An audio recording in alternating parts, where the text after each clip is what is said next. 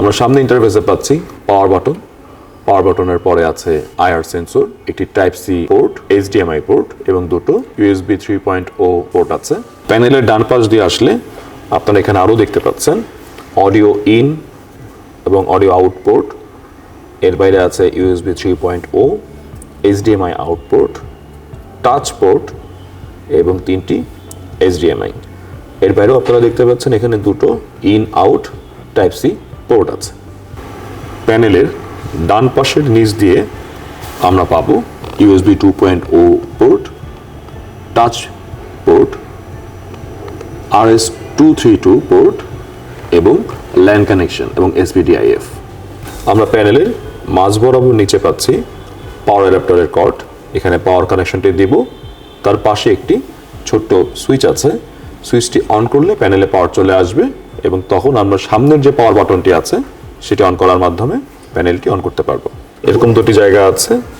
এখানে আপনি স্টাইলাসটি রাখতে পারবেন। এটি ম্যাগনেটিক স্টাইলাস। এখানে দেওয়া মাত্রই স্টাইলাসটি এখানে থাকবে।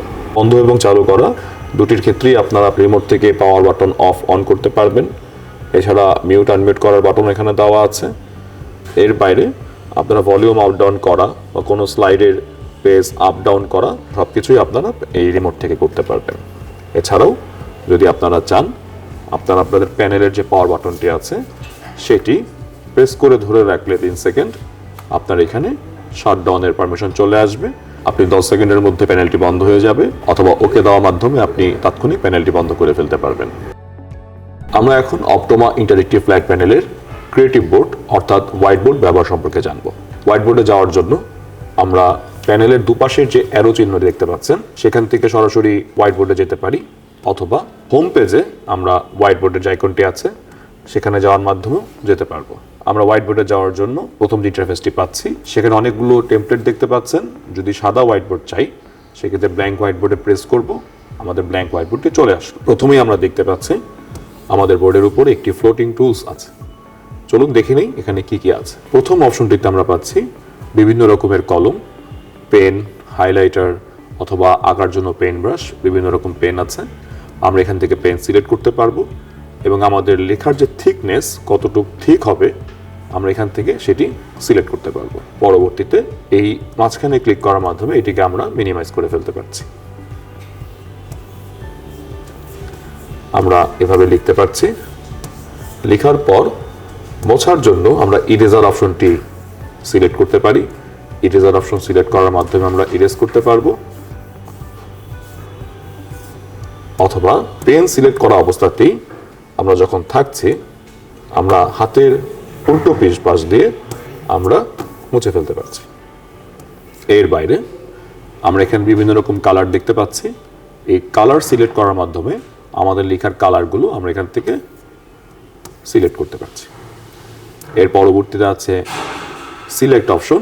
আমরা সিলেক্ট অপশন থেকে বিভিন্ন কিছু সিলেক্ট করতে পারবো এবং তার পরবর্তীতে আছে শেপ। 2D বা 3D বিভিন্ন রকম শেপ আমরা এখান থেকে জেনারেট করতে পারবো। 3D শেপ জেনারেট করার জন্য 3Dতে গেলাম, এভাবে আমরা ধরে ড্র্যাগ করে কতটুকু ছোট বা বড় করব সেই অনুপাতে সিলেক্ট করতে পারছি। এখন যেহেতু সিলেক্ট অপশনে দেওয়া আছে যে কোনো আইকন আমরা সিলেক্ট থাকা অবস্থায় আমরা যদি প্রেস করি এটি তখন আমরা ছোট বড় করা বা মুভ করা এই কাজগুলো করতে পারবো।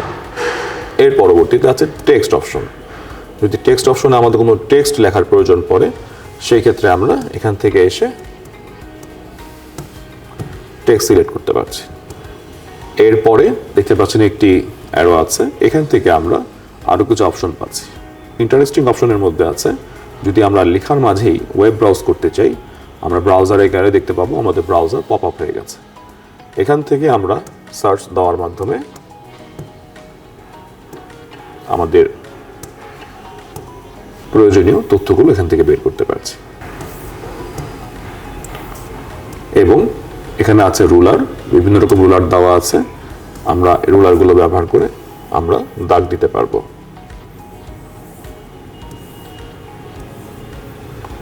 অথবা যদি কম্পাস আছে কম্পাসের মাধ্যমে আমরা যদি বৃত্ত অঙ্কন করতে চাই আমরা এখান থেকে সিলেক্ট করে বিভিন্ন ব্যাসার্ধের বৃত্ত আঁকতে পারবো। এরপরে আমরা নিচে দেখতে পাচ্ছি অনেকগুলো অপশন আছে। প্রথমে যেটি দেখতে পাচ্ছি এখান থেকে আমরা বিভিন্ন রকমের হোয়াইটবোর্ড তার কালার বদল করতে পারছি।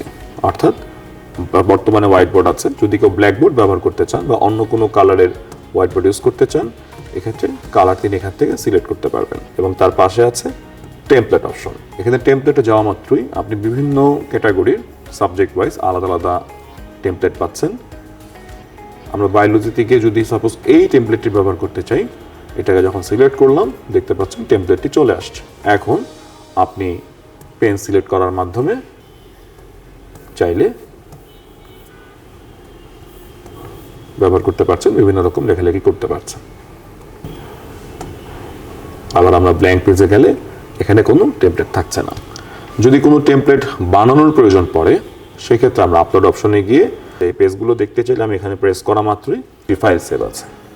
টিচার যদি এমন হয় যে আজকের দিনে যা পড়েছেন পরের দিন সেখান থেকে আবার লিখতে চাচ্ছেন, তখন তিনি হোয়াইট বোর্ডে শুধুমাত্র সেভ করে রাখবেন। সেক্ষেত্রে যখনই সে ফোল্ডারটিতে যাবে, গেলে ঠিক লেখাটি যেভাবে তিনি সেভ করেছিলেন হোয়াইট বোর্ডে, ঠিক সেভাবেই সেটি সেভ হয়ে থাকবে এবং সেখান থেকে ওপেন হবে।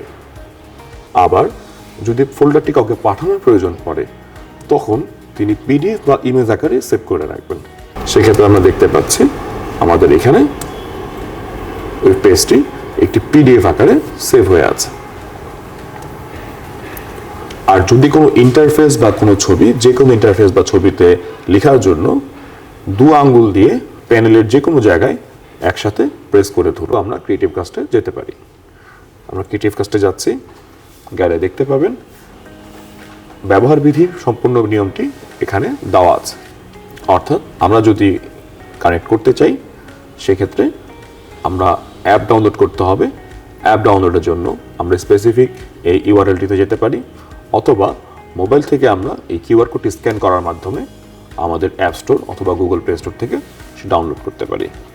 আর যারা ওয়েবের মাধ্যমে স্ক্রিন শেয়ার করতে চান, তারা এই ইউআরএলটি ব্যবহার করে এবং তার পরবর্তীতে এই কোডটি